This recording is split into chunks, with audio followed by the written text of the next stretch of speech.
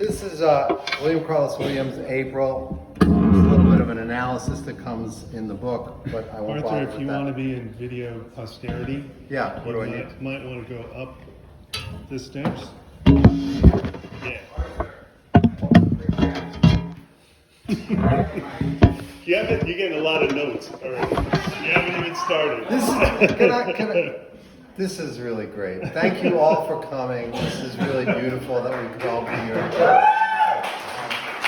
It took so much for all of us to get this done, and we're really so happy that you could be here. This is April by William Carlos Williams.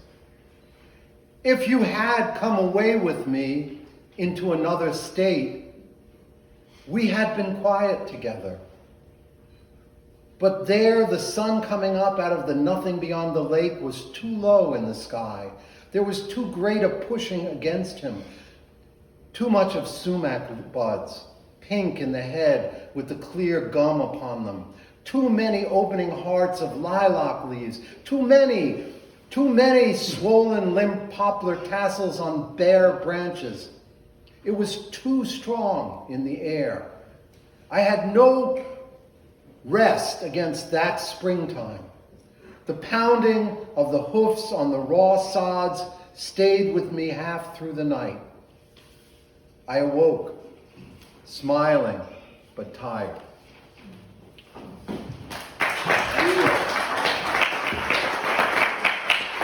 All right, so I want to thank some people.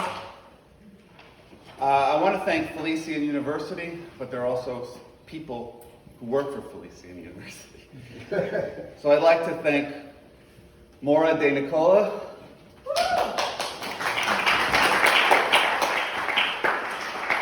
and also Joanne Santillo. Yeah. And, Thank you, Joanne. and John J. Trouse for making this venue possible. Not just for this launch, but for our monthly series. I also want to thank the editors of Red Wheelbarrow 15. They are Moira O'Brien, Frank Rubino, Arthur Russell, Claudia Soraya, Anton Yakovlev. John Zarelli. Yeah. All of these people came through at crucial moments to make this anthology happen. I also want to thank our guest editor, Preeti Shah, and the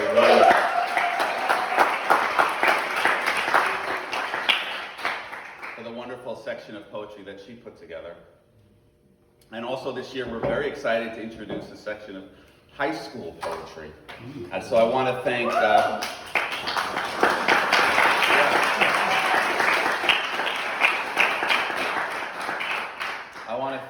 Melissa Kandura DeGard for that. Thank you, Melissa. I also want to thank the exactly 100 poets who contributed their work this year. Thank you.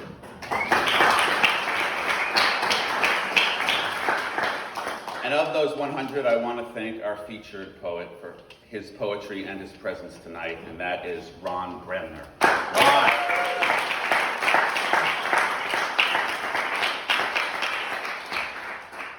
Finally, I want to thank Claudia Soraya for designing our beautiful book.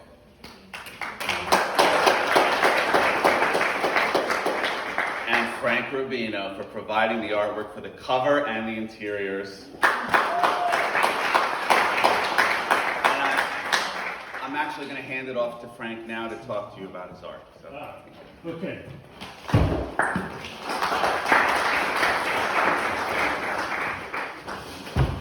Hello, everyone. Okay, I'm going to spend just a few minutes to tell you the process of this cover. The main thing is that it is very centered in the Meadowlands, and especially on the train, New Jersey Transit train that drives through the Meadowlands. So what I do is I collect images of the Meadowlands as I'm riding on the train on my way to work. Although since COVID, I don't go to work anymore. I don't know if anybody else is like that. But the idea is you take the phone, you put it flat against the window. I don't know why a particular moment or vista or something, I just kind of let my subconscious pull me into something. And I just hold the shutter. I don't even look at what the camera's recording or what it might be composed of. And then later on, usually on that same train ride, I'll go flipping through my collection of photos and I'll start compositing things together to pieces of that landscape that I find interesting. And that's the process. It's really simple. Anybody can do it. And I urge you all to try. It's a lot of fun. And you come up with these kind of juxtapositions. These are flowers from my garden. This is a couple of views from the Meadowlands, and it's repeated like that throughout. That to me leads me to a little bit about the rest of the activities that we do at the Red Wheelbarrow, where we have a workshop every week. Arthur Russell, the incredible Arthur Russell, and I co-host this workshop every Tuesday night without fail. We're there. We've been doing it for a couple of years now since COVID started, and we had to leave our in real life setup to a virtual setup. So we set this virtual setup up, and then every week I send out an invitation to the workshop, which are these email invitations. Probably most of you get them. If you don't get them and you want them, let me know. If you get them and you don't want them, you can let me know less urgently. But, but they include stuff. I mean, I'm trying to develop something that I call outsider poetics. And now, the idea is about bringing art-making techniques and art-making approaches from different disciplines into poetry.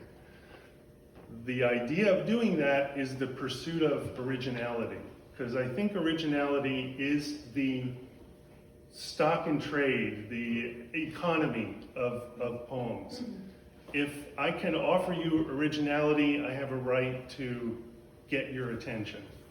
And you pay me your attention, I will return with originality. And that's the whole point. So I'm bringing other artists into this discussion about originality. In one, I've got a description of a visual artist named Ed Atkins, and he uses a lot of computer-aided animation to create very real scenarios, real-looking scenarios. And he says, the verisimilitude that's possible with computer animation is breathtaking, but he seeks not to reiterate the technological derealization of the world so much as to resist it. His aesthetic goal is to model those parts of life that steadfastly elude representation. That's my utopianism, he says, a faith in the eternal singularity of materiality, which he locates above all in the irreducibility of in real life experience. Okay, so what he's saying is, I think, really important for poetry. Unlike with movies, Ed Atkins says, my computer graphic stuff is deliberately, and he uses the word janky. He says it's deliberately janky, enough to underscore it and draw attention to it, which is kind of a perversion of its aim to disappear. And he uses this term called corpsing to describe the moment when an actor breaks character and dispels the illusion of the performance. And I thought about, what does that mean for poetry when you corpse a poem? You're having a poetic effect going, a poetic machine running, and you suddenly, something sticks out from the side, or something you scratch the front of it and something appears from the back of it. And so that was kind of my prompt, my letter to the workshop. Hey, you know, think about corpsing. Think when you're writing your poems, does that happen? Can you make that happen? And so this is the kind of work that we do every week. I urge you, if you want to write better poems, you're free on Tuesday nights, check out the workshop. Arthur and I can help you out to get there. And that's all I wanted to say. I hope I wasn't too long. I'll turn it over to Don or Arthur. Arthur's the next person. Thanks.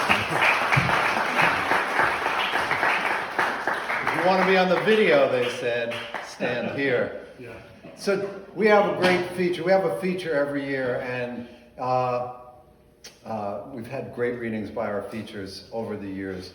But this year, you know, all these years that I've been involved with the Red Wheelbarrow, which is probably about 5 or 6 or 7 years now, I don't really remember. February 2016. Ever since February 2016, when I first got involved in the Red Wheelbarrow, I've always admired the readings of Ron Bremner, who's our feature tonight. He's a stalwart figure in the North Jersey poetry scene. He knows everybody, which is great. You know, he'll often say things like, well, I wrote this poem, as you'll see in the featured section of the book tonight.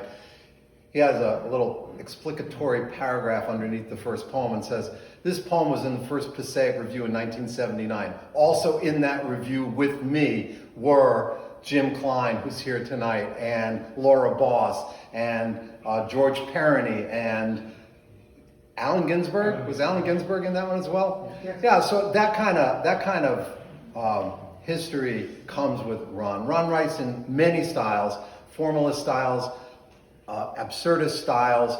His poetry is always exciting and engaging. I've always wanted him to be our feature, and I felt it was a personal achievement of mine that I convinced him this year, after having said no in previous years, to be our feature.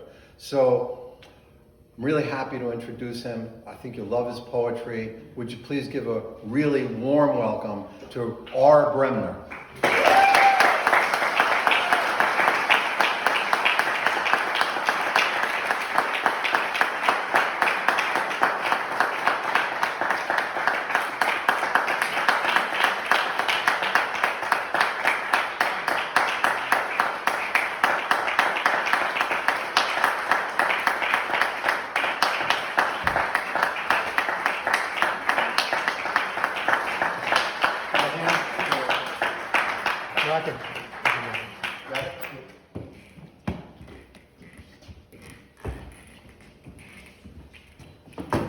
Music stand?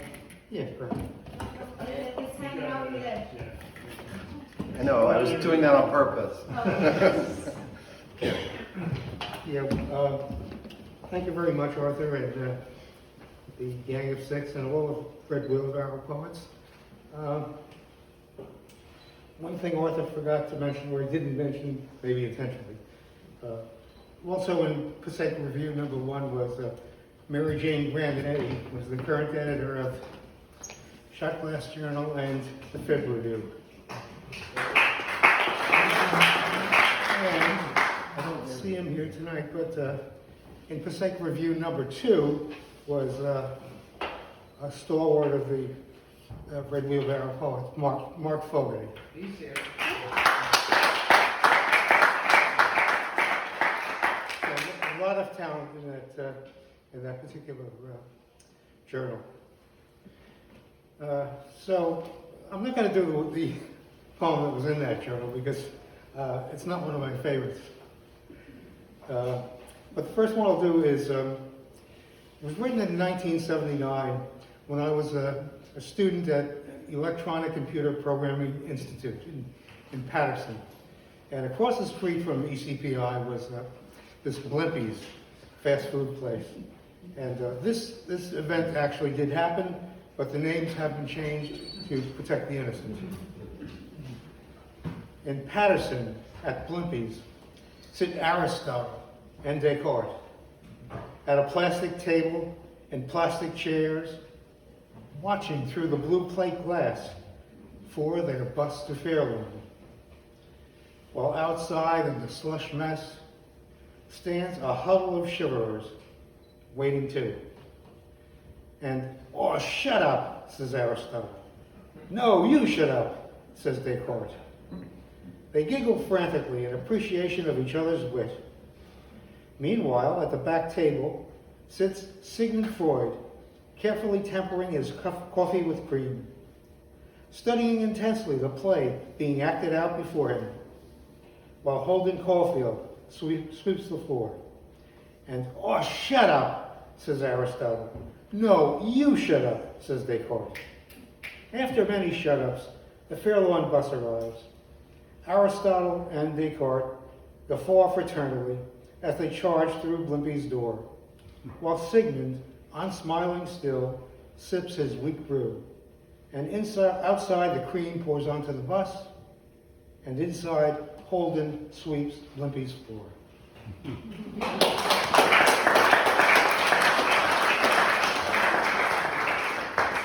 This one I'm particularly glad to read tonight because Aaron Judge just hit his 62nd home run and got a tremendous amount of acclaim, deservedly so for it. But there was a guy many years ago who hit 61, and he didn't get so much acclaim. Instead, he got a lot of hate. So this poem was called The Ghost Chaser. It was written in the late 70s, and it was published in something called the Great Falls Anthology. There was a Great Falls Festival in 1979, which featured people like Allen Ginsberg and Adele Kenny.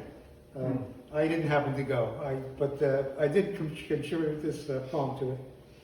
The Ghost Chaser. He chased a ghost to the crack of our whip. Our simple plan, the ghost would vaporize through his fingers before delighted eyes and excited sighs. The stupid man. He couldn't understand the plan. He caught the ghost we loved the most. His prize? The stings of our whip. Away he ran.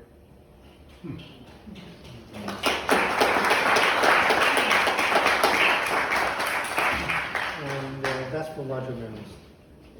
And let's see what we'll do next.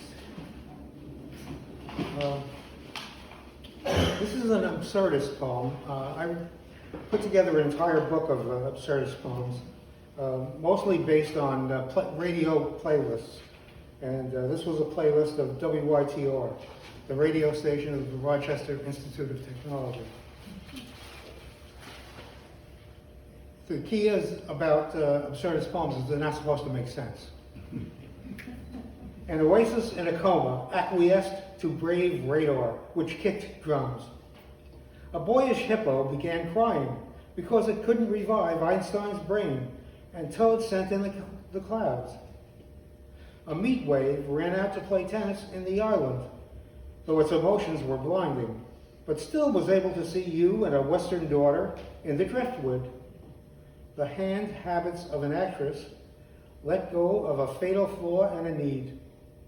New mendicants gave cruel Annette over to wolf people on the ninth night who can't stand life and shake when they are blind. A sorority noise disappeared among the Twin Peaks in San Francisco and did you wrong. The thrills of May never want to leave California unless a modest mouse runs out of gas when driving Antoinette in her potty mouth to sleep talk. A mourning dove couldn't melt steel beams, so it brought a daisy and bones to Jerusalem.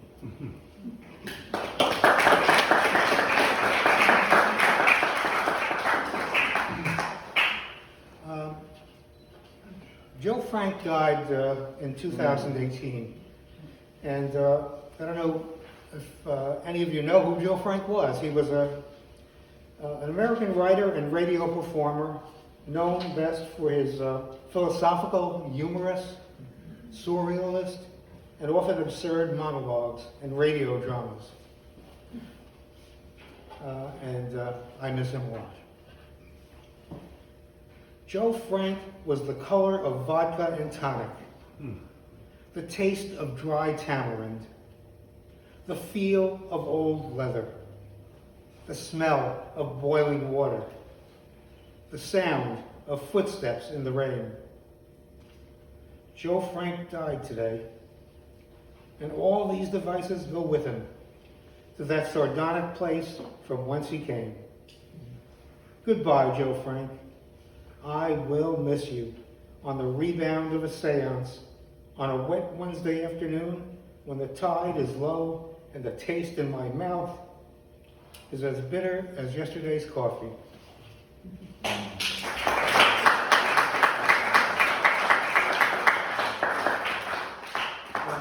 I've written a number of jazz poems, and I've been very lucky to have some success in getting them into a magazine called Jerry Jazz Musician.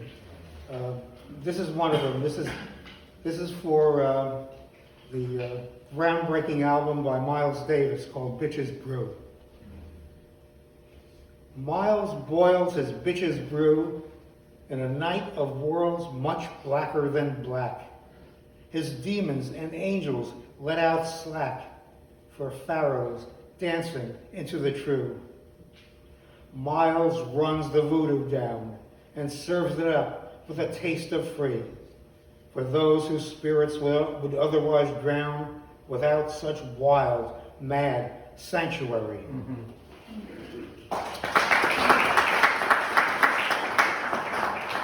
I think I'll do just two more. This is for a very old friend of mine, one of the best friends I ever had in my life, but I haven't seen him in 35 years. I don't know where he is or if he's still alive. It's called Edward J. O'Connor Jr., Part 3. Heard it on the street today. Eddie O is back in town. Lock up your women. Lock up your booze. Lock up your mind if you want to stay sane. The world may go to hell in a handbasket. Senile boobies may be elected president. But when Eddie O's back in town again, there's a whole new galaxy to watch implode. Just be sure you're in a different universe. If Ed stops by in his Irish wool sweaters, with several of your best friends' wives on his arm, just feed him Courvoisier, pat him on the head, threaten to inform Boston cops that he's here. Don't discuss Camus or Sartre or Nietzsche, Plath or Pound or Eliot or Frost. Just point him to the train that's headed for Hoboken, singing That's Life as he's booted out the door. Promise to read every one of his Proteus poems and find him a publisher who won't charge him much. And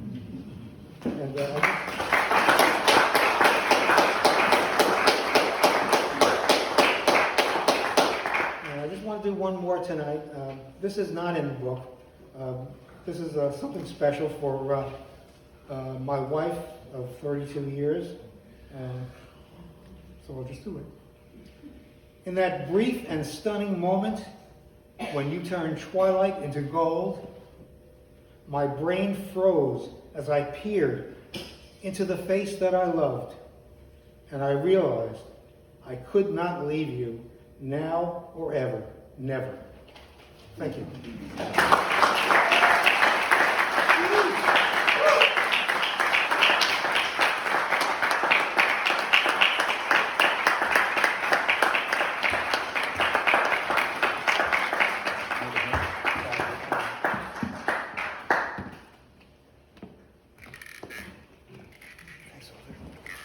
Let's have a nice round of applause for Ron Bremner.